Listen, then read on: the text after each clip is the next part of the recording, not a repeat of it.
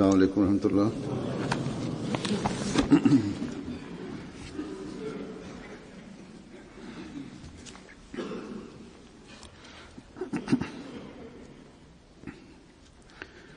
أشهد أن لا إله إلا الله وحده لا شريك له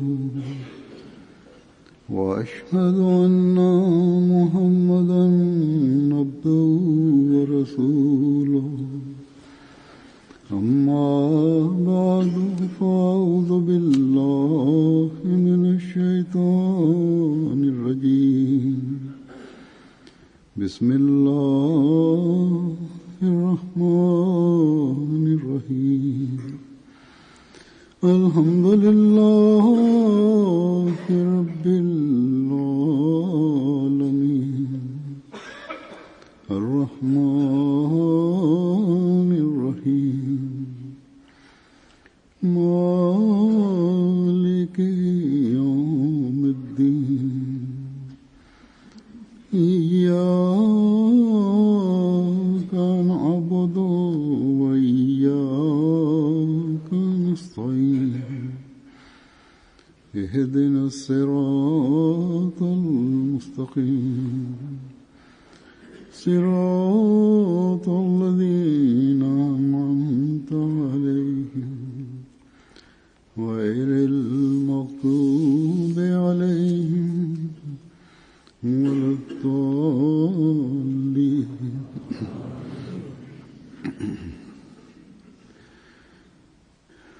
गुज़िरियल जुमे ते मां हज़रत मुस्लिह मऊद रज़ियल्लाहु ताला अन्हु जे हवाले सां वाक़िअनि में कादियान जे शुरूआती वाक़िअनि जी ॻाल्हि कई हुई। कहिड़ी तरह ओड़ी महिल कादियान जे चौधारी इलाइक़े जी हालत हुई। हज़रत मसीह मऊद अलैहिस्सलातु वस्सलाम सां गॾु शहर महल बि हिकु अधु माण्हू साण हूंदो हुयो ऐं रस्तो बि कंडनि ड्रभनि मां लंघंदे नंढड़ो रस्तो हुयो। ऐं हाणे कादियान कहिड़ी तरह तरक़ी करे रहियो आहे ऐं हीअ तरक़ी आम आबादियुनि जी तरक़ी वांगुरु नाहे। मतिलब त अल्लाह ताला खेनि ॿुधाए छॾियो हुयो त हीअ तरक़ी थींदी। वॾियुनि शाहराउनि ऐं रोडनि जे वेझो जेके आबादियूं हूंदियूं आहिनि उहे त तरक़ी कंदियूं आहिनि, पर कादियान त हिकड़ी कुंड में हो, रोड बि कोन हो। पोइ बि तरक़ी जी ख़बर अल्लाह ताला ॾिनी ऐं पोइ तरक़ी थी। ऐं अॼोके कादियान खे ॾिसण जे लाइ परे परे खां माण्हू अचनि था। ऐं कादियान जो उहो हिसो जेको जमायत जे इस्तेमाल हेठि आहे, इन में त हाणे इमारतुनि जी वुसत ऐं ख़ूबसूरती जे करे सरकारी इदारनि जे तरफ़ां किन फंक्शन्स ते उन्हनि खे इस्तेमाल करण जे लाइ दरख़्वास्त कई वञे थी। त बहरहाल इन तरक़ी जो ज़िक्र कंदे हज़रत मुस्लिह मऊद इन तरक़ी जे निशान जो कंहिं ॿी जॻह ते अञा तफ़सील बयानु कयो आहे। पाण फरमाइनि था त ॾिसो अल्लाह ताला हज़रत मसीह मऊद अलैहिस्सलातु वस्सलाम जी ज़ात में केॾो अज़ीमुशान निशान ॾेखारियो आहे। तोड़े तव्हां उहो ज़मानो नाहे माणियो, मगर असां उन खे माणियो आहे ऐं ॾिठो आहे। सो एतिरे क़दुरु वेझे ज़माने जे निशाननि खे पंहिंजे ख़्याल जी अखियुनि सां ॾिसण तव्हां जे लाइ को वधीक ॾुखियो नाहे। ॿिया निशान छॾियो, मस्जिद मुबारक खे ॾिसो। मस्जिद मुबारक में हिकड़ो थंभ ओलह खां ओभर ॾांहुं बीठो आहे। उन जे उत्तर में जेको हिसो मस्जिद जो आहे, हीअ उन ज़माने जी मस्जिद हुई ऐं उन में निमाज़ महल कॾहिं हिकड़ी ऐं कॾहिं 2 हूंदियूं हुयूं। इन टुकड़े में 3 भितियूं हूंदियूं हुयूं। हिकड़ी त 2 दरियुनि वारी जॻह ऐं उन हिसे में इमाम बीहंदो हो। पोइ जिथे पाण ओड़ी महिल बयानु करे रहिया आहिनि पुराणो हिसो बि महफ़ूज़ आहे उते, त हाणे थंभ आहे, उते हिकड़ी ॿी भित हुई ऐं हिकड़ो दर हुयो। इन हिसे में सिर्फ़ 2 सिफ़ूं निमाज़ जूं बीह सघंदियूं हुयूं ऐं फी सिफ़ ग़ालिबन 5 या 7 माण्हू बीह सघंदा हुआ। इन हिसे में ओड़ी महिल कॾहिं हिकड़ी सिर्फ़ निमाज़नि जी हूंदी हुई ऐं कॾहिं 2 हूंदियूं हुयूं। पाण फरमाइनि था, मूंखे यादि आहे त जॾहिं मस्जिद जे हिन हिसे खां निमाज़ी वधिया ऐं आख़िरी यानी 3 हिसे में निमाज़ी बीठा त असांजी हैरत जी का हद न रही। ॼण त जॾहिं 15 या 16 निमाज़ी आयो त असीं हैरान थी चवण लॻासीं त हाणे त ॾाढा माण्हू निमाज़ ते अचनि था। पाण फरमाइनि था त तव्हां ग़ालिबन गौर करे उहा जॻह न ॾिठी हूंदी ऐं हाणे कादियान में रहण वारनि बि गौर न कयो हूंदो अॼुकल्ह बि, मगर उहा अञा ताईं मौजूदु आहे। वञो ऐं ॾिसो, उतां जा रहण वारा बि इन ॻाल्हि ते गौर कनि ऐं जेके जलसे ते वञनि था या हूअं वेंदा आहिनि साल जे दौरान, हाणे त वेंदा रहंदा आहिनि, उहे बि उते वञी बीहनि ऐं ख़्यालनि में उहो पुराणो ज़मानो आणनि त ईमान में यकीनन ताज़गी पैदा थिए थी। हज़रत मुस्लिम मौद फरमाइनि था, ॾिसो असाबनि जो तरीक़ो हुयो त हू पुराणियुनि ॻाल्हियुनि खे कॾहिं कॾहिं अमली रंग में क़ाइमु करे बि ॾिसंदा हुआ। तंहिं करे तव्हां वञी बि ॾिसो, उन हिसे खे अलॻि करे छॾियो जिथे इमाम बीहंदो हुयो ऐं पोइ उते ख़्यालनि में सोचियो त ही भितियूं आहिनि। पोइ बाक़ी जॻह जेका बचे उन में जेके सिफ़ूं हूंदियूं उन्हनि जो तसवुरु कयो ऐं उन में 3 सिफ़ क़ाइमु थियण ते असांखे जेका हैरत थी त केॾी वॾी कामयाबी आहे, उन जो सोचियो ऐं पोइ सोचियो त ख़ुदा ताला जा फज़ुल जॾहिं नाज़िल थियनि त छा मां छा करे छॾींदा आहिनि। पोइ उन तब्दीली जो ज़िक्र कंदे जेका पंहिंजनि में बि थी, पाण फरमाइनि था त मूंखे यादि आहे, यानी त जेके अज़ीज़ मिट माइट हुआ उन्हनि में बि पोइ बाद में तब्दीलियूं पैदा थियूं। पहिरियों मुखालिफ़ हुआ, पोइ हू जमायत में शामिल बि थिया।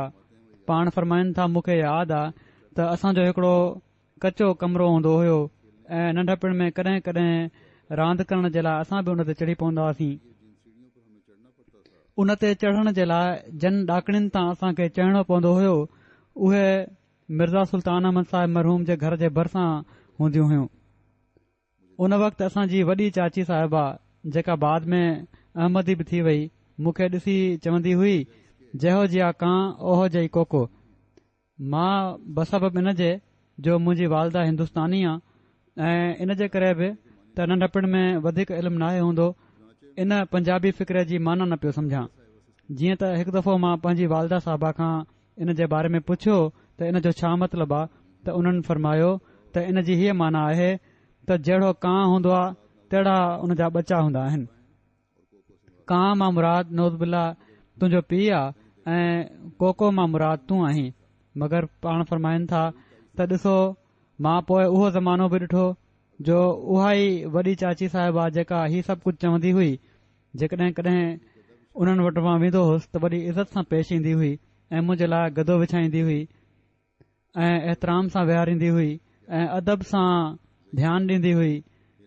ऐं जेकॾहिं मां चवंदो हुउसि त तव्हां कमज़ोर आहियो, ज़ईफ़ आहियो, चुरो न या का तकलीफ़ न कयो, त हू चवंदियूं हुयूं त तव्हां मुंहिंजा पीर आहियो।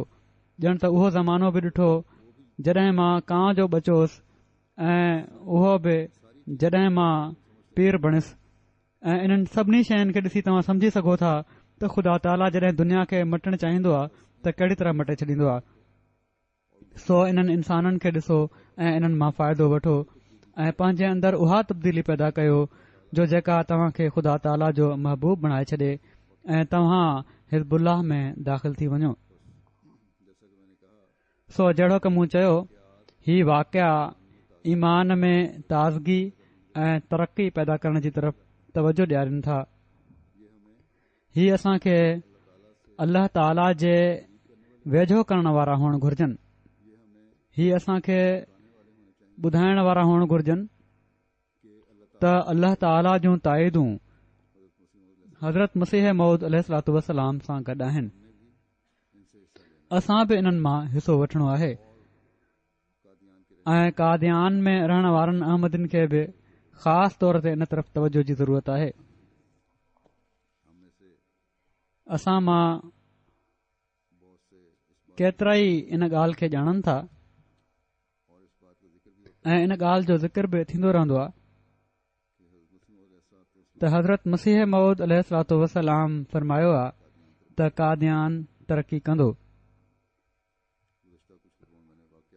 गुज़िरियल कुझु ख़ुतबनि में मूं वाक़िया बि बयानु कया हुआ ऐं इहो ब्यास दरिया ताईं पकड़िजी वेंदो।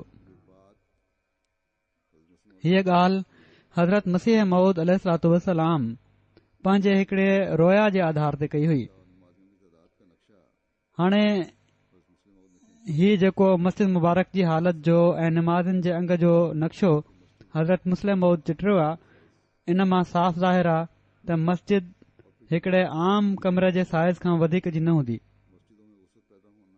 ऐं पोइ जमायत जे अंग जो वधणु, मस्जिदुनि में वुसत पैदा थियणु ऐं इहो ई न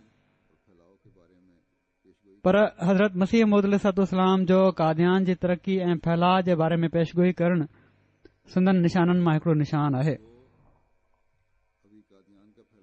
तोड़े अञा कादियान जो फैलाव उन हद ताईं नाहे थियो, पर जॾहिं असीं केतिरनि निशाननि खे पूरो थींदे ॾिसंदा आहियूं त यकीनन हिकड़ो वक़्तु ईंदो जॾहिं ही निशान बि पूरो थियल दुनिया ॾिसंदी ऐं जहिड़ो की मूं ॿुधायो अॼोको कादियान उन ज़माने जे कादियान खां तमामु घणी वुसत अख़्तियार करे चुको आहे। त बहरहाल हज़रत मुस्लिम मऊद इन पेशगोई खे त कादियान जी आबादी वधंदे वधंदे ब्यास ताईं पहुची वेंदी, इन खे मुख़्तलिफ़ तरीक़नि सां बयानु फ़रमाईंदे जमायत जे माण्हुनि खे पंहिंजी ज़िम्मेवारियुनि जी तरफ़ बि तवजो ॾियारी अथनि ऐं हीअ ज़िम्मेवारी सिर्फ़ कादियान में रहण वारनि जी नाहे, बल्कि जमायत जे हर माण्हू खे इन खे साम्हूं रखणु घुर्जे।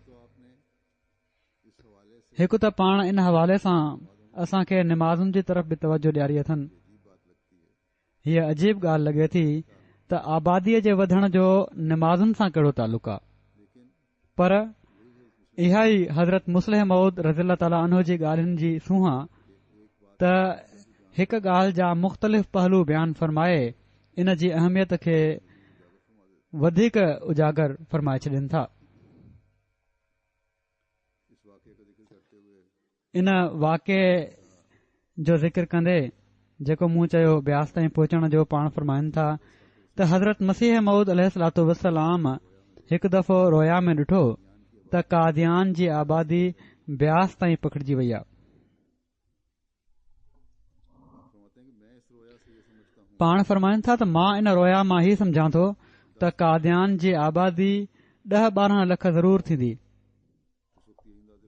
ऐं उन वक़्तु इहे ई अंदाज़ा लॻाया वेंदा हुआ आबादी जे वधण जा। थी सघे थो इन खां बि वधी वञे ऐं जेकॾहिं 10-12 लखनि जी आबादी हुजे त इन जी माना हीअ आहे त 4 लख माण्हू जुमो पढ़ण जे लाइ ईंदा।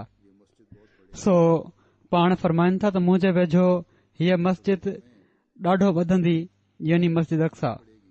मतिलब त असां खे एतिरे क़दुरु वधाइणी पवंदी जो 4 लख निमाज़ी इन में पूरा अची सघनि। हाणे 4 लख निमाज़ी हिकड़ी मस्जिद में पूरा अचण त तमामु ॾुखियो आहे। मस्जिद अक्सा जी तोसी बि थी वई, जेकॾहिं अञा बि वधीक तोसी कई वञे ऐं चौधारी वारनि घरनि खे ड्राथो बि वञे तॾहिं बि एॾो अंग त उते नथो पढ़ी सघे निमाज़। जेतिरी हद ताईं तोसी थी सघे पई उहा कई वई आहे। दारुल मसीह जो जेको इलाइक़ो हो या जेके घर हुआ उन्हनि खे महफ़ूज़ रखण बि ज़रूरी हो। इन लाइ जो उहे हज़रत मसीह मऊद अलैहिस्सलातु वस्सलाम जे ज़माने जूं के तारीख़ी इमारतूं आहिनि। इन लाइ हीउ बि न पियो थी सघे त समूरा घर ड्राथा वञनि।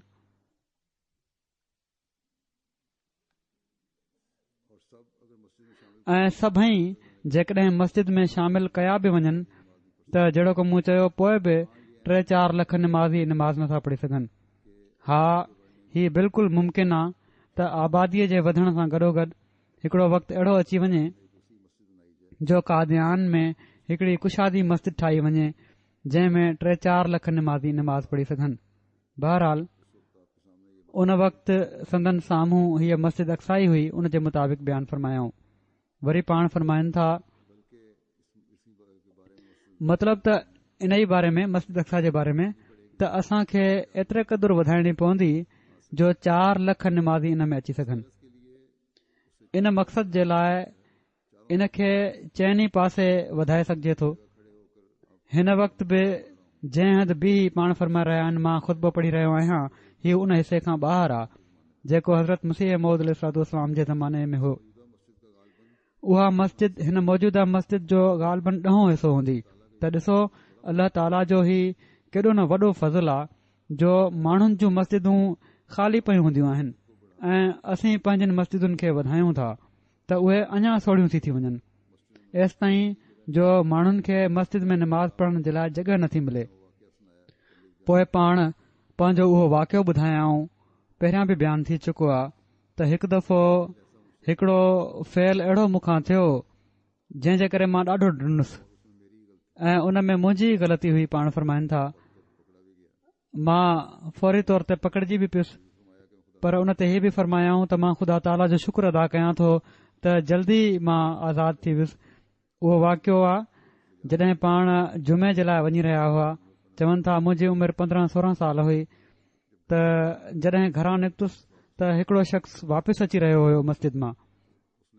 त उन चयो त मस्जिद में त का जॻहि ई कान्हे निमाज़ पढ़ण लाइ। इन लाइ उन जी हीअ ॻाल्हि ॿुधमि ऐं मां बि वापसि अची वियुसि। फरमाइनि था मां बेपर जी निमाज़ पढ़ी वरिती।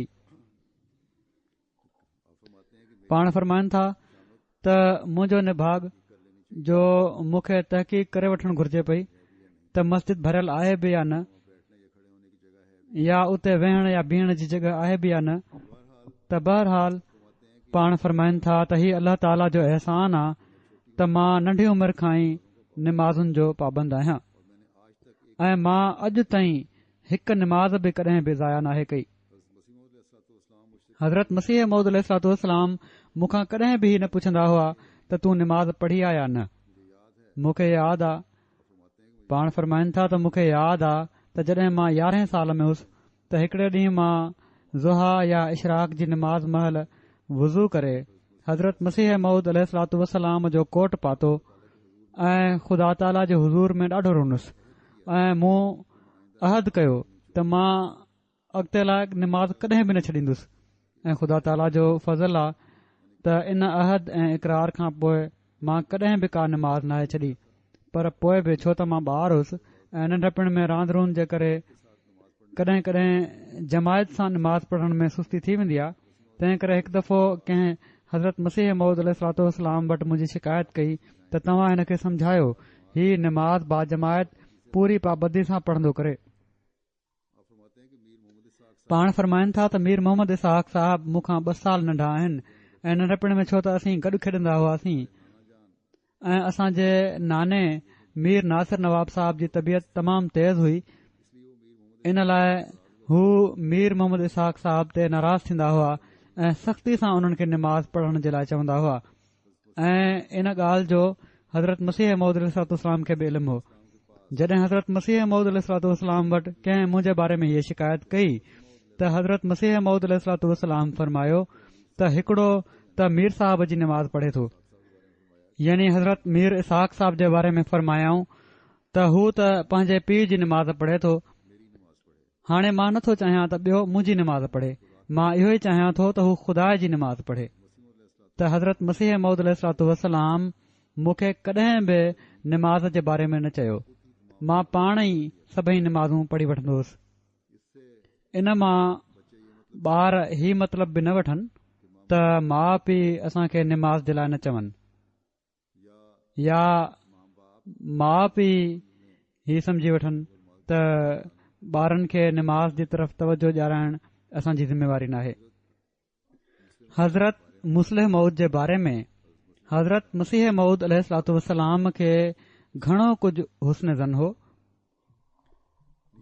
पिण हज़रत मसीह मऊद अलैहिस्सलातु वस्सलाम खे हीअ बि ख़बर हुई त इहो ई मुस्लिह मऊद जो मिसदाक थियण वारो आहे। तंहिं करे हीउ बि यकीन हुयो त हीउ अल्लाह ताला जी ख़ातिरी निमाज़ पढ़े थो ऐं अल्लाह ताला पाण ई इन जी इस्लाह बि फ़रमाईंदो रहंदो।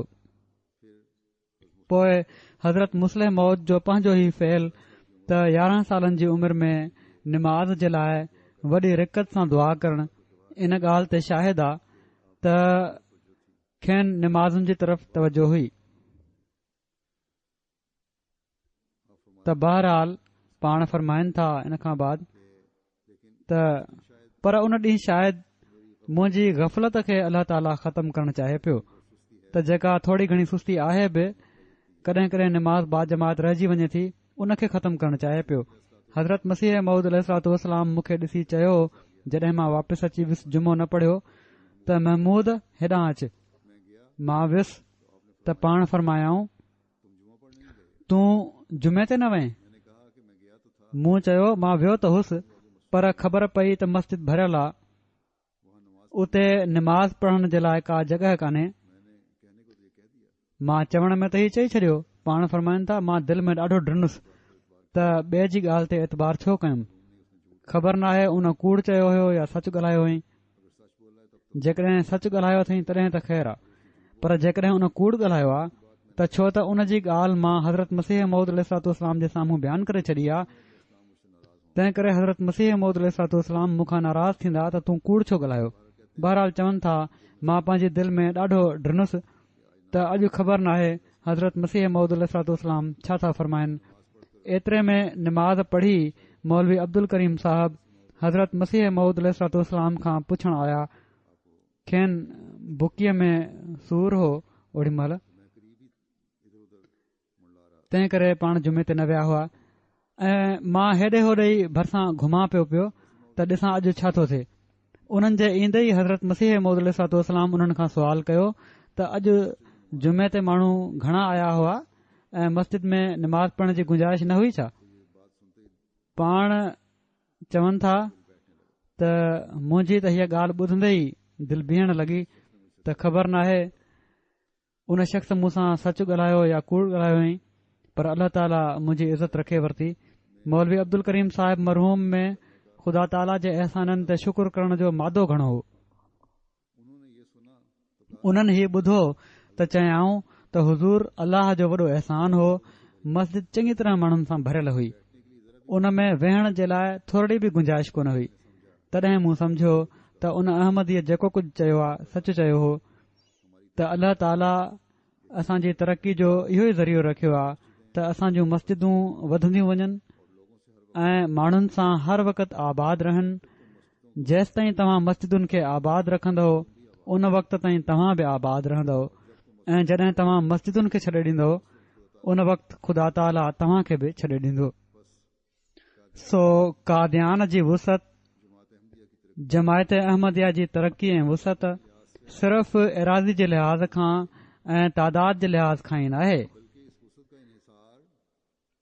पर इन वुसत जो इन्हिसार असांजे घरनि जी आबादी सां गॾोगॾु ख़ुदा ताला जे घर जी आबादी ते बि आहे। सो हर अहमदी तोड़े उहो कादियान में रहण वारो आहे जंहिं कादियान जी तरक़ी ॾिसणी आहे, या रबवा में रहण वारो आहे जंहिं रबवा जी तरक़ी ॾिसणी आहे, या कंहिं बि मुल्क में रहण वारो आहे जंहिं जमायत जी तरक़ी जो हिसो बणजणो आहे ऐं जमायत जी तरक़ी ॾिसणी आहे त पंहिंजनि आबादियुनि सां गॾु मस्जिदुनि खे आबाद रखण बि तमामु ज़रूरी आहे। त ही तरक़ियूं ख़ुदा ताला जे फज़ल सां मिलंदियूं आहिनि ऐं ख़ुदा ताला जो फज़ल उन जे घर जी आबादी जो हक़ अदा करण सां वधंदो आहे।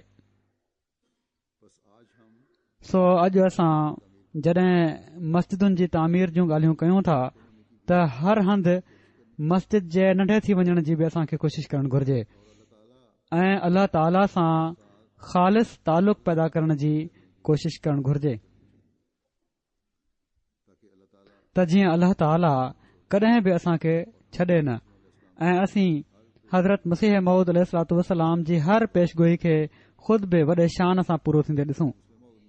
वरी हज़रत मुस्लिम मऊद इन पेशगोई जे हवाले सां जॾहिं हीअ पेशगोई कई वई कादियान जे हालात जो मज़ीद नक्शो चिटिरियो आहे त हालात कहिड़ा हुआ कादियान जा।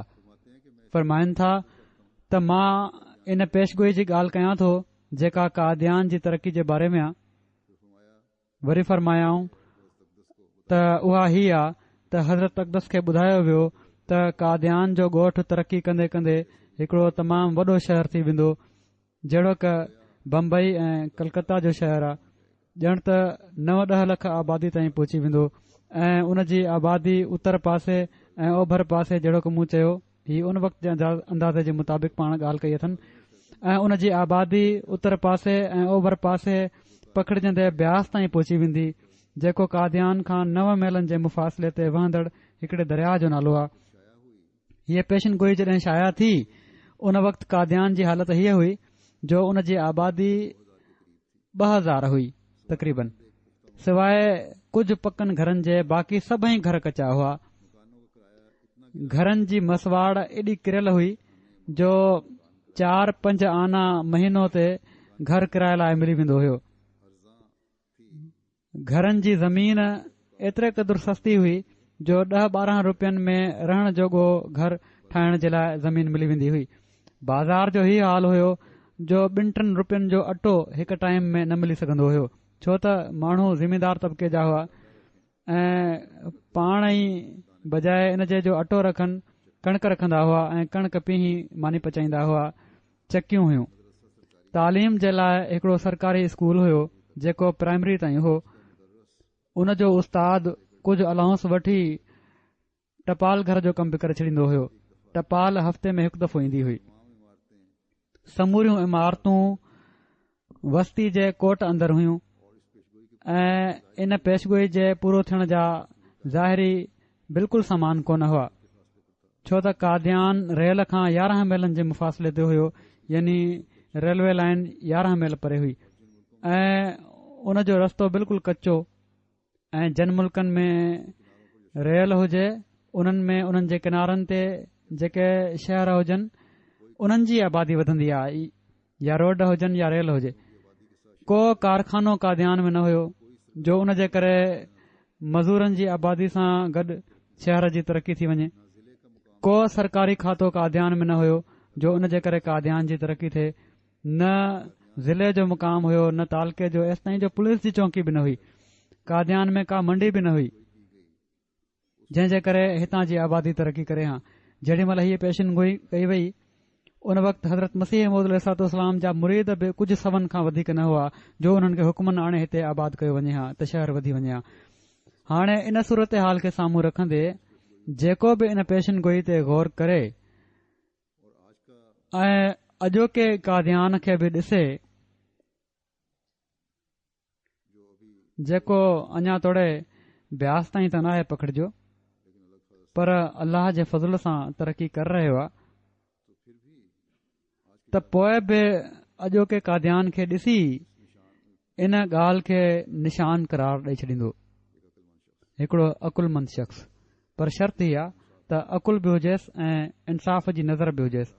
सो जहिड़ो क मूं चयो हिकड़े अहमदी जे लाइ त ही ॻाल्हियूं यकीनन ईमान में वाधारे जो सबबु बणजनि थियूं पर गैरनि जी बि इन तरफ़ तवजो पैदा कनि थियूं ऐं केतिरा ई रिसर्च करण वारा हितां वञनि था। हिकड़ा हितां इस्लाम जे मज़मून ते वॾा माहिर सम्झा वञनि था प्रोफेसर आहिनि उहे अहमदियत ते रिसर्च करण जे लाइ ऐं ॾिसण जे लाइ त हक़ीक़ी इस्लाम अहमदियत जेको पेश करे थी उहो कहिड़ो आहे। कादियान हू विया ऐं उन खां बाद उन्हनि पंहिंजा तासुरात लिखिया ऐं उहे तासुरात अहिड़ा आहिनि जो माण्हू हैरान थो थिए त कहिड़ी तरह गैर बि किन बारीकियुनि में वञी नुक़्ता कढनि था। बहरहाल उन्हनि जो मज़मून आहे उहो छपजी वेंदो। वरी हिकड़े मौक़े ते हज़रत मुस्लिम मौद फरमाइनि था त हीउ नज़ारो जेको हज़रत मसीह मौद अलैहिस्सलाम कादियान जी तरक़ी जे बारे में ॾिठो, इन जे बारे में ही ज़रूरी नाहे त कादियान जी तरक़ी जो समूरो नज़ारो खेनि ॾेखारियो वियो हुजे। हा, ही ज़रूरी आहे त उन खां घटि कादियान जी तरक़ी न थिए। जेकॾहिं वधीक थी वञे त उहा हिन पेशन गोई में को हर्ज न विझंदी, बल्कि इन जे शान ऐं अज़मत खे वधाइण वारी हूंदी। सो ही ख़्वाब जेको हज़रत मसीह मौद अलैहिस्सलाम ॾिठो, इन जी हीअ माना नाहे त इन खां अॻिते कादियान न वधंदो। मुमकिन आहे त केॾी महिल कादियान एॾी तरक़ी करे वञे जो ब्यास दरिया कादियान जे अंदरि वहंदड़ हिकड़ी नदी बणिजी वञे ऐं कादियान जी आबादी ब्यास दरिया खां अॻिते होशियारपुर ज़िले जी तरफ़ निकिरी वञे। कादियान में हाणे जिथे जमायती इमारतुनि में वाधारो थी रहियो आहे, ऑफिसुनि खां अलावा कारकुननि जा रिहायशी क्वार्टर्स ऐं फ्लैट्स बि बणिजी रहिया आहिनि, ॿियूं इमारतूं बि ठही रहियूं आहिनि।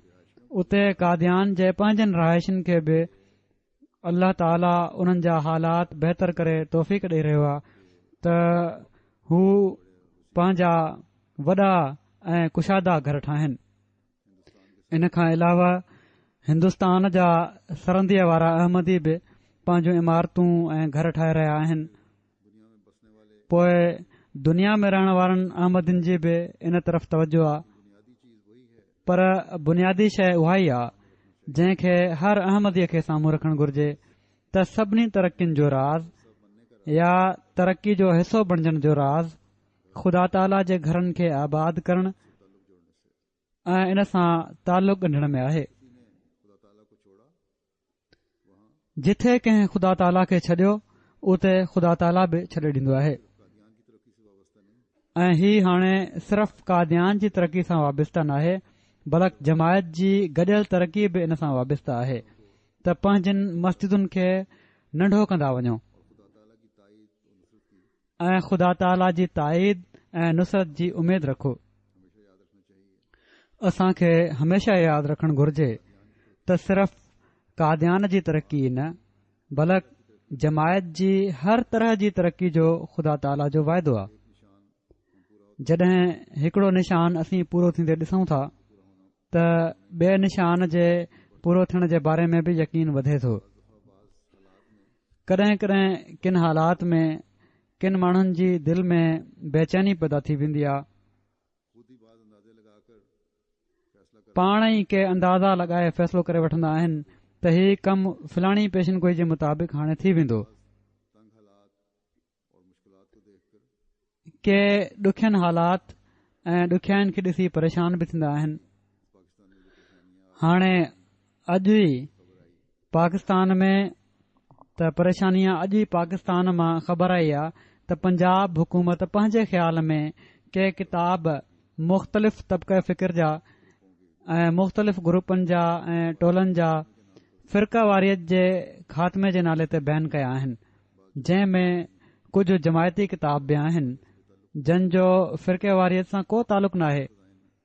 अल्फज़ल आहे, रूहानी ख़ज़ाइन आहिनि, जेको अणपढ़ियल मौलवियुनि जे चवण ते हुकूमत उन्हनि ते बैन लॻाए छॾियो आहे। जेको चवनि था मौलवी उहो हुकूमत मञी थी वठे।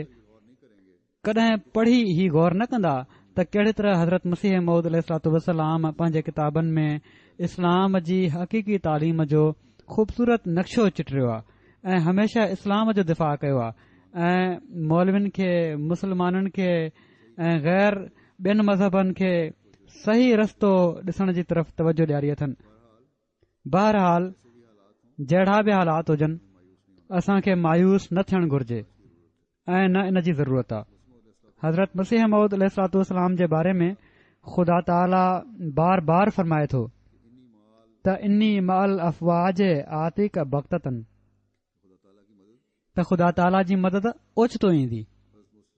हज़रत मुस्लिम मऊद इन जे बारे में फरमाइनि था त तव्हां अॼु अंदाज़ो नथा लॻाए सघो त उहा मदद कॾहिं ईंदी। तव्हां सुभाणे अंदाज़ो नथा लॻाए सघो त उहा मदद कॾहिं ईंदी। तव्हां तहजुद जे लाइ उथंदव त त तव्हां सोचे रहिया हूंदव त अञा मंज़िल बाक़ी आहे, ख़बर नाहे केतिरो परे अञा वञणो आहे। सुबुह जी नमाज़ पढ़ी रहिया हूंदव त ॾुखियाईनि ते ॾुखियायूं नज़र अची रहियूं हूंदियूं, पर जीअं ई सिज नज़र आयो ख़ुदा ताला जी मदद तव्हां वटि पहुची वेंदी ऐं तव्हां जे दुश्मन जे लाइ हर पासे मुसीबतूं ई मुसीबतूं हूंदियूं। सो पंहिंजे ईमान खे मज़बूत रखो, ख़ुदा ताला सां तालुक़ ॻंढे रखो ऐं पंहिंजे ईमाननि जी मज़बूती जे लाइ दुआ बि कंदा रहो। सिज उभरंदो ऐं ज़रूर उभरंदो इनशा अल्लाह ताला, ऐं ख़ुदा ताला जी मदद ईंदी ऐं ज़रूर ईंदी।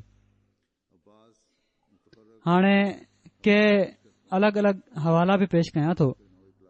वक़फ़े नौ जे क्लास में हिकिड़े ॿार सुवाल कयो त क़बर ते गुलनि जी चादर चाढ़ण या गुल रखण में कहिड़ो हर्ज आहे, ही जाइज़ आहे या न।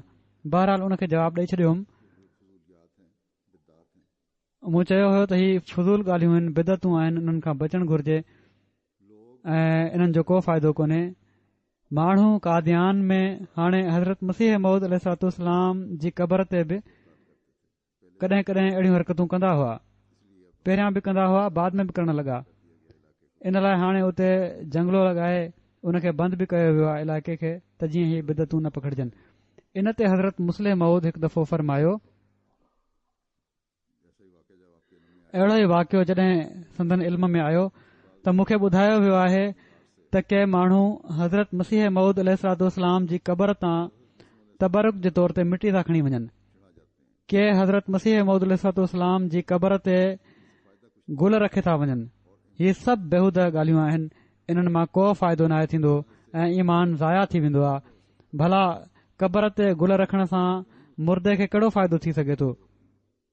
उन्हनि जा रूह त उन क़बर में न आहिनि हूंदा, उहे त ॿी जॻह ते हूंदा आहिनि। हा, इन में शक नाहे त रूह जो उन ज़ाहिरी क़बर सां हिकिड़ो लॻा ऐं तालुक़ ज़रूर हूंदो आहे। हीउ मसइलो बि सम्झणु घुर्जे।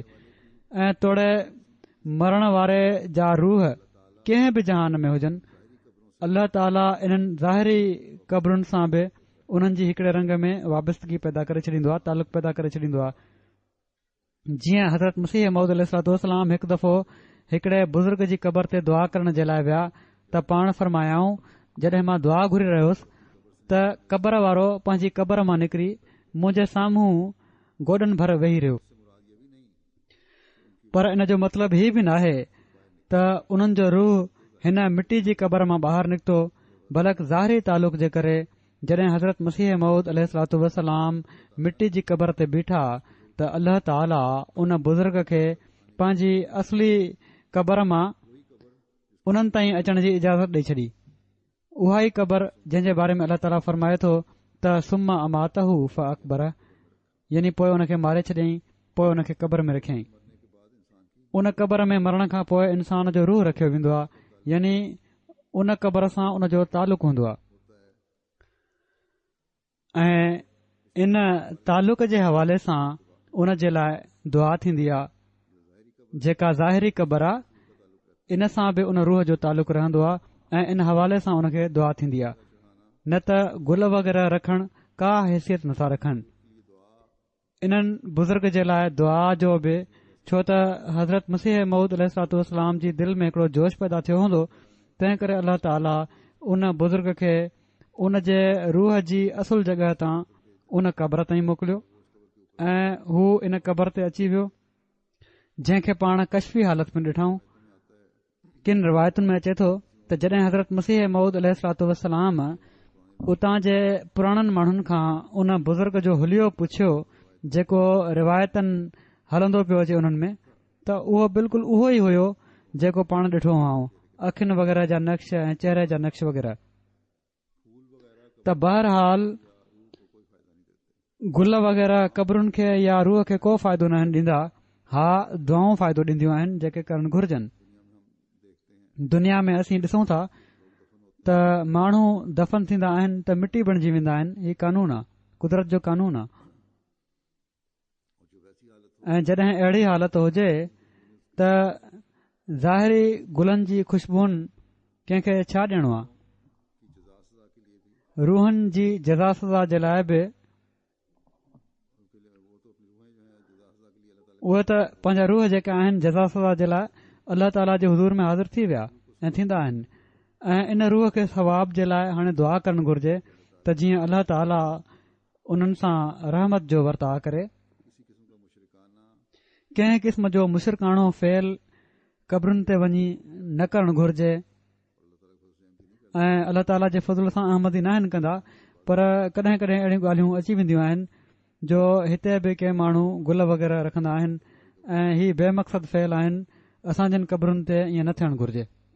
हिकिड़ो ॿियो वाक़ियो जंहिंजो हज़रत मुस्लिम मौद ज़िक्र फ़रमायो आहे, जेको संदन किताब हज़रत मसीह मौद अलैहिस्सलाम जे किताब इस्लामी उसूल की फ़िलासफ़ी जे लिखे वञण ऐं पढ़े वञण जे बारे में अचे थो, उहो बि अजीब वाक़ियो आहे। किन माण्हुनि जी टेड़ी फितरत जो बि पतो लॻे थो हिन मां। हीउ नाहे त बाद में टेड़ा हूंदा आहिनि, शुरू खां ई टेड़ा हूंदा आहिनि, त अल्लाह ताला उन्हनि जा अंजाम बि पोइ सही नाहे रखंदो। पाण फ़रमाइनि था त 1897 में जॾहिं लाहौर में जलसा आज़म जो बुनियादु पियो ऐं हज़रत मसीह मौद अलैहिस्सलाम खे बि इन में मज़मून लिखण जे लाइ चयो वियो त ख़्वाजा साहब ई पैगाम खणी आया हुआ। हज़रत मसीह मौद अलैहिस्सलाम खे उन्हनि ॾींहनि में दस्तनि जी तकलीफ़ हुई। बावजूद इन तकलीफ़ जे पाण मज़मून लिखणु शुरू कयाऊं ऐं अल्लाह ताला जी तौफ़ीक़ सां ख़तमु कयाऊं। मज़मून जॾहिं ख़्वाजा साहब खे हज़रत मसीह मौद अलैहिस्सलाम ॾिनो त उन्हनि इन ते घणो कुझु नाउमीद जो इज़हार कयो ऐं सोचियूं त हिन मज़मून खे क़दुर जी नज़रुनि सां न ॾिठो वेंदो ऐं खाम खां इन ते टोक थींदी। मगर हज़रत मसीह मौद अलैहिस्सलाम खे ख़ुदा ताला ॿुधायो हुयो त मज़मून बाला रहा। जीअं त हज़रत मसीह मौद अलैहिस्सलाम वक़्त खां अॻु इन इल्हाम जे बारे में इश्तिहार लिखी लाहौर में शाया करणु मुनासिब समझियो ऐं इश्तिहार लिखी ख़्वाजा साहब खे ॾिनऊं त इन खे सॼे लाहौर में शाया ऐं लॻायो वञे ऐं ख़्वाजा साहब खे घणो कुझु तसली ऐं ख़ातिरी बि करायाऊं। मगर ख़्वाजा साहब छो त फ़ैसिलो करे वेठा हुआ त मज़मून नौज़ बिल्ला लग़व ऐं बेहुदा आहे, उन्हनि न पाण इश्तिहार शाया कयो न माण्हुनि खे शाया करणु ॾिनऊं। आख़िर हज़रत मसीह मौद अलैहिस्सलाम जो हुकुम ॿुधाए किन माण्हुनि जॾहिं ख़ासि ज़ोर ॾिनो त राति महल माण्हुनि जी नज़रुनि खां लिकी कुझु इश्तिहार भितियुनि ते मथे करे लॻाए छॾियाऊं त जीअं माण्हू उन्हनि खे पढ़ी न सघनि ऐं हज़रत मसीह मौद अलैहिस्सलाम खे बि चई सघिजे त उन्हनि जे हुकुम जी तामील कई वई आहे, छो त ख़्वाजा साहब जे ख़्याल में उहो मज़मून जंहिं जे बारे में ख़ुदा ताला फ़रमायो हुयो त बाला रहा इन जोॻो न हो त उन खे एॾनि वॾनि मुहक़िक़नि जी मजलिस में पेश कयो वञे। आख़िर उहो ॾींहुं आयो जंहिं ॾींहुं उहो मज़मून ॿुधायो वञणो हुयो। जॾहिं मज़मून ॿुधायो वञणु शुरू थियो त अञा कुझु मिंट बि न गुज़रिया हुआ। असां सभई ॼाणूं था जो जहिड़ी तरह तारीख़ में ज़िक्र अचे थो त माण्हू बुत बणिजी विया ऐं ईअं थियो ॼण त उन्हनि ते जादू कयल आहे। मुक़ररु कयल वक़्तु गुज़री वियो, माण्हुनि जी दिलचस्पी में का कमी न आई, अञा वक़्तु वधायो वियो पर उहो बि पूरो न पियो। आख़िर माण्हुनि जे इसरार सां जलसे जो हिकिड़ो ॾींहुं अञा वधायो वियो ऐं उन ॾींहुं बकिया लेक्चर हज़रत मसीह मौद अलैहिस्सलाम जो ख़तमु कयो वियो। पंहिंजनि ऐं परावनि सभिनी गॾे चयो त हज़रत मसीह मौद अलैहिस्सलाम जो लेक्चर सभिनी खां बाला रहियो ऐं ख़ुदा ताला जी ॿुधायल ॻाल्हि पूरी थी। मगर इन ज़बरदस्त पेशगोई खे ख़्वाजा साहब जी ईमान जी कमज़ोरी लिकाए छॾियो। हाणे असीं इन्हनि वाक्यनि खे ॿुधायूं था, पर किथे असां जे ॿुधाइण जो असर ऐं किथे उहो असर जेको इन इश्तिहार जे वक़्त खां अॻु छापजण सां थिए हा। इन सूरत में इन पेशगोई खे जेका अहमियत हासिल थिए हा, हिकिड़ो शख़्स चङी तरह हुन खे ज़हन में आणे सघे थो। हाणे चवनि था त ख़्वाजा साहब वॾा पढ़ियल लिखियल हुआ, वकील हुआ, पर जॾहिं तकबुर पैदा थी वञे ऐं ख़ुदा ताला जी ॻाल्हि जे अॻियां इंसान पंहिंजे अकुल खे कुझु सम्झणु लॻे त अहिड़ो परदो पवंदो आहे इंसान जे अकुल ते जेको इंसान खे बिल्कुलु बेअकुल करे छॾींदो आहे ऐं कंहिं कम जो नाहे हुन खे छॾींदो। ही मज़मून त अहिड़ो आहे जो अॼु बि जॾहिं असीं पढ़ियल लिखियल गैरनि खे बि जॾहिं असां ॾींदा आहियूं त इन जी इल्मी हैसियत ऐं इस्लाम जी तालीम मां हू मुतासिर थी वेंदा आहिनि इन खे पढ़ी। ऐं के माण्हू अहिड़ा बि आहिनि केतिराई जॾहिं उन्हनि खां पुछंदो आहियां त कहिड़ी तरह अहमद क़बूल कयव त हू ॿुधाईंदा आहिनि त असां इस्लामी उसूल की फ़िलासफ़ी पढ़ी अहमद क़बूल कई। पर ख़्वाजा साहब जे वेझो ही टोक जो सबबु बणिजी सघे पियो। ऐं पोइ हठ एॾो जो हिकु पासे त हज़रत मसीह मऊद अलैहिस्सलाम जी बैत में हुअण जी दावा, पर साण ई संदन हुकुम ते अमल बि नथो पियो थिए। पर अल्लाह ताला जे फ़ैल माण्हुनि जेका तारीफ़ बाद में कई, ख़ुदि पाण ई उन्हनि जे मुंहं ते थपाणी कढी। पोइ इन तरफ़ तवजो ॾियाराईंदे त अहमदिन में कहिड़े क़िस्म जी दीनी गैरत हुअणु घुर्जे, हज़रत मुस्लिम मौद हिकिड़ो वाक़ियो बयानु कयो। फरमाइनि था, पहिरियों त सुवाल ही आहे, का रिपोर्ट पहुती हुई त के माण्हू अहिड़ी जॻह विया आहिनि जिथे गैर उलमा जमायत खे बुज़ुर्गनि खे गारियूं ॾेई रहिया हुआ। पाण फरमाइनि था, पहिरियों त हीउ सुवाल त जिथे गारियूं ॾिनियूं वञनि थियूं उते इंसान वञे ई छो? जिथे मुखालिफ़ माण्हू तकरीरूं कनि था के अहमदी ॿुधण हलिया वेंदा आहिनि, उन्हनि जो उते वञण ई ॿुधाए थो त हू हक़ीक़ी गैरत जे मक़ाम ते न आहिनि। छो त कॾहिं बि कंहिं शख़्स जी दिलि में हीअ ख़्वाहिश पैदा थी आहे त फलाणी जॻह ते मुंहिंजे पीउ खे गारियूं ॾिनियूं पयूं थी वञनि, मां वञी ॿुधी अचां, या को कंहिंखे इतलाह ॾे त फलाणी जॻह ते तुंहिंजी माउ खे गारियूं ॾिनियूं पयूं थी वञनि, ऐं हू तकड़ में जुती हथ में खणी वठी डुके त ॿुधां त मिर्च मसालनि वारियूं गारियूं ॾिनियूं पयूं थी वञनि। त तव्हां जे अंदरि हक़ीक़ी गैरत हुजे त हज़रत मसीह मौद अलैहिस्सलाम या पंहिंजे इमाम या ॿियनि बुज़ुर्गनि जे बारे में गारियूं ॿुधण जे लाइ वञो ई छो था? तव्हांजो उते वञण ई ॿुधाए थो त तव्हां जे अंदरि गैरत कान्हे या मामूली दर्जे जी गैरत आहे। मूंखे यादि आहे, हज़रत मसीह मौद अलैहिस्सलाम जे ज़माने में आर्यन लाहौर में हिकिड़ो जलसो कयो ऐं साणनि ख़्वाहिश कयऊं त तव्हां बि मज़मून लिखो जेको उते पढ़ियो वञे। पाण अलैहिस्सलाम फरमायो त असीं हिननि माण्हुनि जी आदत खे सुञाणूं था, हीअ ज़रूर गारियूं ॾींदा, तंहिं करे असीं हिननि जे जलसे में हिसो नथा वठूं। मगर डॉक्टर मिर्ज़ा याकूब बेग साहब ऐं लाहौर जा के ॿिया माण्हू जंहिंजी खुशामद वग़ैरह करे आर्यन उन्हनि खे राज़ी करे वरितो हुयो, चवण लॻा त हाणे छो त मुल्क में सियासी तहरीक शुरू थी आहे, तंहिं करे आर्यन जो रंग मटिजी वियो आहे। तव्हां ज़रूर मज़मून लिखो, इन सां इस्लाम खे ॾाढो फ़ाइदो थींदो। हज़रत मसीह मौद अलैहिस्सलाम नापसंद हुअण जे बावजूद उन्हनि जी ॻाल्हि मञी वरिती ऐं मज़मून लिखियाऊं ऐं हज़रत ख़लीफ़ुल मसीह अव्वल खे पढ़ण जे लाइ लाहौर मोकिलियाऊं। पाण फरमाइनि था, मां बि साण वियुसि, ॿिया बि कुझु दोस्त विया। उते हज़रत मसीह मौद अलैहिस्सलाम जो मज़मून पढ़ियो वियो, जंहिं में सभई ॻाल्हियूं मोहबत ऐं प्यार वारियूं हुयूं। इन खां बाद हिकिड़े आर्य मज़मून पढ़ियो जंहिं में शदीद गारियूं रसूल करीम सल्लल्लाहु अलैहि वसल्लम खे ॾिनियूं वयूं हुयूं ऐं उहे समूरा गंदा एतिराज़ कया विया जेके ईसाई ऐं आर्या कंदा आहिनि। पाण फरमाइनि था, मूंखे अॼु ताईं पंहिंजी इन गफ़लत ते अफ़सोस आहे जो मूंसां गॾु हिकिड़ा ॿिया दोस्त वेठा हुआ, सही यादि कोन्हे त केरु हुआ। जॾहिं आर्या लेक्चरर सख़्त कलामी शुरू कई त मां उथियुसि ऐं मूं चयो, मां ही नथो ॿुधी सघां ऐं वञा थो। मगर उन शख़्स जेको मुंहिंजे भरिसां वेठो हुयो चयईं त हज़रत मौलवी साहब ऐं ॿिया सिलसिले जा आलिम वेठा आहिनि, जेकॾहिं उथणु मुनासिबु हुजे हा त उहे न उथनि। मूं चयो त उन्हनि जी दिलि में जेको हूंदो हू था ॼाणनि, पर मां नथो वेही सघां। मगर उन चयो, रस्ता सभई बंदि आहिनि, दरनि में माण्हू बीठा आहिनि, तव्हां विच मां उथी वियो त लुड़ थींदो ऐं फसाद पैदा थींदो ऐं चुप करे वेही रह। मां उन जी ॻाल्हियुनि में अची वियुसि ऐं वेही रहियुसि। मगर मूंखे अॼु ताईं अफ़सोस आहे जो जॾहिं हिकिड़ी नेक तहरीक मुंहिंजी दिलि में अल्लाह ताला पैदा कई हुई त मां छो न उथियुसि। हज़रत मसीह मौद अलैहिस्सलाम जॾहिं हीउ ॿुधो त जलसे में रसूल करीम सल्लल्लाहु अलैहि वसल्लम खे गारियूं ॾिनियूं वयूं आहिनि त पाण वॾो नाराज़ थिया ऐं हज़रत ख़लीफ़ा अव्वल ते बि ॾाढो नाराज़ थिया त तव्हां छो न प्रोटेस्ट कंदे एहतजाज कंदे उतां उथी आयो। कहिड़ी तरह तव्हां खे हीउ बर्दाश्त न पियो करणु घुर्जे। त बहरहाल हज़रत मसीह मौद अलैहिस्सलाम बार बार नाराज़गी जो इज़हार फरमाए रहिया हुआ। पाण फरमाइनि था त मौलवी मोहम्मद अहसन साहब जलसे में कोन विया हुआ।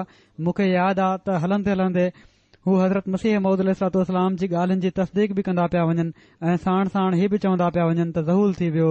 ज़हूल जो लफ़्ज़ पाण फरमाइनि था त ज़हूल जो लफ़्ज़ मां उन्हनि खां ओड़ी महिल पहिरियों भेरो ॿुधो हुयो ऐं हू हीअ ॻाल्हि बार बार अहिड़ी तरह पिया चवनि जंहिंसां खिल पई अचे। ज़हूल जो मतिलबु हूंदो आहे ग़लती थी वई या गफ़लत थी वई। अफ़सोस जो इज़हार बि कंदा पिया वञनि ऐं पोइ साण चवंदा पिया वञनि त ज़हूल थी वियो। बहरहाल हज़रत मसीह मौद अलैहिस्सलाम थोरी देरि खां पोइ माफ़ करे छॾियो। त पाण फरमाइनि था त असां लाइ हज़रत मसीह मौद अलैहिस्सलाम जो फ़ैसिलो मौजूदु आहे। सो हमेशह इन ॻाल्हि में एहतियात करणु घुर्जे। पर कॾहिं कॾहिं ईअं थींदो आहे, पाण फरमाइनि था त इन में बि को हर्ज नाहे त इन्हनि गारियुनि खे बाद में असीं किताब जी सूरत में छापे छॾियूं, छो त ही सिलसिले जी ताईद जो हिकड़ो हिसो आहिनि गारियूं मिलण बि। पर उन वक़्तु उन मजलिस में वेहण, हाणे ही हर हिक जो कमु नाहे त उते वञे, जॾहिं ॿुधनि था हू कनि था उहो महफ़ूज़ करे वठनि पंहिंजे रिकॉर्ड में। पर उन मजलिस में वञण या वेहण इन मजलिस जे एज़ाज़ खे वधाइण आहे। पाण फरमाइनि था त ही जेको सभु कुझु मुख़ालिफ़ असां जे बारे में लिखनि था, असां ही लिखण ते मजबूर आहियूं, छो त अचण वारनि पीढ़ियुनि खे इन्हनि ॻाल्हियुनि खां आगाह करणु ज़रूरी आहे। मगर मजलिस में वञी वेहण सां न अचण वारनि पीढ़ियुनि खे को फ़ाइदो आहे, न मौजूदा ज़माने जे माण्हुनि खे। ऐं जेके अहिड़ी मजलिस में वञनि था उहे गैरत खे पामाल कनि था। सो मां जमायत जे दोस्तनि खे नसीहत कयां थो त इन खां एहतियात कनि, अहिड़ी मजलिस में को न वञे। सो हीअ ॻाल्हि अॼु बि असांजे वॾनि खे बि ऐं नौजवाननि खे बि यादि रखणु घुर्जे ऐं अहिड़ियुनि मजलिसुनि मां क़ुरानी हुक्म जे मुताबिक़ बि उथी हलियो अचणु घुर्जे। अल्लाह ताला असांखे हमेशह सही फ़ैसिला करणु ऐं सही रस्ते ते हलण जी तौफ़ीक़ अता फ़रमाए। ज़िमनन मां गुज़िरियल ख़ुतबे जे हवाले सां हिकड़ी ॻाल्हि ॿी बि चई छॾियां। गुज़िरियल ख़ुतबे में मूं हज़रत मसीह मौद अलैहिस्सलाम जो हिकड़ो वाक़ियो खंघि ख़तमु थियण जे बारे में ॿुधायो हुयो। उन खां पोइ हिकड़े माण्हू लिखियो त ही मां पढ़ियो आहे ख़ुतबे में, उते केले जो ज़िक्र नाहे, सूफ़ जो ज़िक्र आहे। त बहरहाल इल्हाम पूरो थियणो हो, उहो थी वियो, पर ही ॿई ज़िक्र अचनि था। ऐं उन सूफ़ जे ज़िक्र में बि पाण ही फरमायाऊं त पहिरियां पाण केलो खाधऊं, खाई रहिया हुआ, मूं झलियो मान त बीह रहिया, पर थोरी देर खां पोइ सूफ़ खाइण शुरू करे ॾिनऊं, जेको हज़रत ख़लीफ़ा रशीदुद्दीन साहिब आंदो हुयो। ऐं एॾो खटो सूफ़ हुयो जो चङे भले इंसान खे उन सां खंघि थी सघे पई। पर पाण मुर्की फरमायाऊं त अल्लाह ताला मूंखे फरमायो आहे त खंघि ख़तमु थी वई, तंहिं करे मां बावजूद न चाहींदे उहो खटो सूफ़ खाई छॾियो। त बहरहाल असुल शइ हीअ हुई त अल्लाह ताला फरमायो त दुआ सां इन जो इलाज थी चुको आहे, हाणे का शइ असर न कंदी ऐं न कयो न। हीअ मां इन लाइ तव्हां खे ॿुधाए रहियो आहियां त हिकड़ो ख़त त मूंखे अची चुको आहे, अञा बि के शायदि अची वञनि माण्हू पढ़नि किथे ॿिए हंधि वाक़ियो त हीअ वाक़ियो मूं वटि हुयो गुज़िरियल हफ़्ते बि, पर मूं पढ़ियो कोन हुयो। त बहरहाल केले ऐं सूफ़ ॿिन्ही जो ज़िक्र अचे थो ऐं ॿई मूं बयानु करे छॾिया। हाणे जुमे जी नमाज़ खां पोइ हिकड़ी गाइब जनाज़े जी नमाज़ बि मां पढ़ाईंदुसि, जेका असांजे हिकड़े दरवेश हाजी मंज़ूर अहमद साहब जी आहे। हिननि जी पहिरीं मई ते 85 सालनि जी उमिरि में कादियान में वफ़ात थी आहे। इन्ना लिल्लाहि व इन्ना इलैहि राजिऊन। पाण चांगरिया ज़िले सालकोट में 1929 में पैदा थिया। संदन वालिद हज़रत निज़ामुद्दीन साहब असाबी हुआ हज़रत मसीह मौद अलैहिस्सलाम जा, ऐं वालदा बि हिननि जी असाबी हुयूं। शुरूआती तालीम खां पोइ पंहिंजे भाइरनि सां गॾिजी पाण फर्नीचर ठाहिण जो कमु सिखियाऊं। 1947 में जॾहिं तहरीक थी त हालात जी सख़्ती जे करे कादियान में ख़ुदाम खे सॾियो वियो आहे। हज़रत मुस्लिम मऊद रज़ी अल्लाह ताला जी तहरीक ते पाण हिफ़ाज़त मर्कज़ जे लाइ 25 मेलनि खां वधीक सफ़र पंधु करे वॾनि पाणियुनि मां लंघे रतन बाग लाहौर में पहुता हज़रत ख़लीफ़ुल मसीह सानी वटि। उतां तमामु ॾुखे हालात में सेप्टेम्बर या अक्टूबर 1947 में कादियान पहुता। शुरूआती दरवेशनि में शामिल थी मुख़ालिफ़ हालात में वॾी दिलेरी ऐं महिनत सां ख़िदमत कयाऊं। शुरूआती ॾींहनि में जॾहिं त मींहनि जे करे कुझु छितियूं ऐं भितियूं किरी पयूं, खेनि छो त हुनुर ईंदो हुयो, पाण उन्हनि जी मरमत करे ठीकु कंदा हुआ। अहिड़ी तरह कुझु अहम ख़िदमतूं बि हिननि जे हवाले थींदियूं रहियूं। जेको कमु बि हिननि जे हवाले थियो पाण तमामु सुहिणे तरीक़े सां ऐं महिनत सां अंजाम ॾिनऊं, जंहिंमें बेशती मक़बरे जी भित ठाहिण, लाइब्रेरियुनि जे किताबनि जी हिफ़ाज़त जो सामान करण वग़ैरह शामिल हुयो। कादियान जे माहौल खे साज़गार करण में पाण गैर मुस्लिमनि सां राब्ता कयाऊं ऐं पंहिंजे सुहिणे वर्ताव सां उन्हनि खे पंहिंजो गर्विदो करे वरिताऊं। पाण हिकड़ा तमामु सुठा कारीगर हुआ।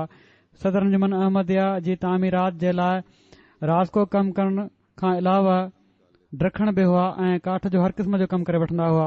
ज़रूरत जे मुताबिक़ पंहिंजी ज़हनी सलाहियत खे कतब आणींदे कम जे लाइ सुठो तरीक़ो कढी वठंदा हुआ। खेनि मनारतुल मसीह ते संगे मरमर हणण जी सआदत बि मिली। संगे मरमर जा तमामु ॻोरा टुकड़ा मथे चाढ़ण जे लाइ पाण काठी जो स्टैंड ऐं देसी क़िस्म जी मशीन ठाहियाऊं, छो त मथे चाढ़ण जो ॿियो को तरीक़ो न हुयो। इन जे ज़रिए असां पूरे मुनारे ते संगमरमर लॻायाऊं। मथियों गुंबद ठाहिण तमामु ॾुखियो हुयो, पर अल्लाह ताला खेनि हीउ कमु करण जी तौफ़ीक़ अता फरमाई। अहिड़ी तरह श्रीनगर, जम्मू, मस्करा ऐं सांदन जी मस्जिदुनि ऐं दिल्ली जी मस्जिद ऐं मिशन हाउस में गैर मामूली तामीराती कम वॾी हिकमत सां करण जी सआदत हासिल कयाऊं। सालनि जा साल जलसे सालाने जे मौक़े ते पिंडाल लॻाइण जो कमु बि कंदा रहिया। जमायती मालनि जो ॾाढो दर्द हुन ऐं हमेशा मयार खे बरक़रार रखंदे घटि ख़र्च में तामीराती कमु कंदा हुआ। 1992 में बैतुल्ला शरीफ़ जो हज करण जी सआदत बि हासिल कयाऊं। आख़िरी वक़्त ताईं जमायत जे हर प्रोग्राम में शामिल थींदा रहिया। वॾी सादगी सां हिननि जी शादी थी, वॾे मौजज़ाने रंग में। घरवारी बि वॾी माली तंगी वारी हालात में सब्र ऐं शुक्र सां हिननि सां गॾु गुज़ारो कयो ऐं हिननि जो साथ ॾिनो। हिननि जा 6 पुट ऐं 2 धीअरूं आहिनि। सभई शादीशुदा आहिनि ऐं औलाद वारा आहिनि। 2 पुट जवानी जी उमिरि में फ़ौत थी विया, जंहिंजो सदमो तमामु सब्र सां बर्दाश्त कयाऊं। हिननि जी घरवारी फ़ौत थी चुकियूं आहिनि। अल्लाह ताला हिननि जा दर्जा बुलंद फरमाए ऐं हिननि जी पीढ़ियुनि खे बि हिननि जे नक्शे क़दम ते हलण जी तौफ़ीक़ अता फरमाए। जहिड़ो की मूं चयो, नमाज़ खां पोइ जनाज़ो ग़ाइब पढ़ाईंदो।